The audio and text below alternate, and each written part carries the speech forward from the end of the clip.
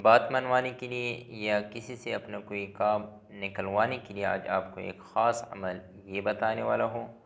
अगर आप किसी शख्स से अपनी कोई बात मनवाना चाहते हो, चाहे आपके वालिदैन हैं, बहन भाई हैं या आपका बड़ा भाई है, आप ये चाहते हो कि वो आपकी बात मानने को तैयार हो जाए, तो आप ये अमल इस्तेमाल करें। इंशाल्लाह वो आपकी हर बात मानने को तैयार हो जाएगा।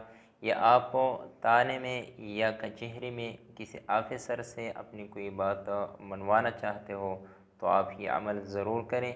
इंशाल्लाह वो शख्स, वो ऑफिसर आपकी हर बात मानने को तैयार भी हो जाएगा और आपकी हर बात को तरजीह भी देगा। इस अमल के लिए इजाज़त ज़रूरी है। इजाज़त के लिए आपने हमारे अकाउंट को फॉलो करना है, कमेंट्स में अपना नाम और अपने इलाके का नाम ज़रूर लिखना है। हर किसी से अपने कोई जायज़ बात मनवाना चाहते हो या कोई काम निकलवाना चाहते हो, तो आप ये अमल ज़रूर करें। अमल ये है कि आपने उस शख्स के पास जाने से पहले अव्वल व आखिर 3 मरतबा दुरूद शरीफ पढ़ लेना है। फिर 70 मरतबा तवज्जो के साथ आपने या रज़्ज़ाक़ो या रज़्ज़ाक़ो ये पढ़ लेना है।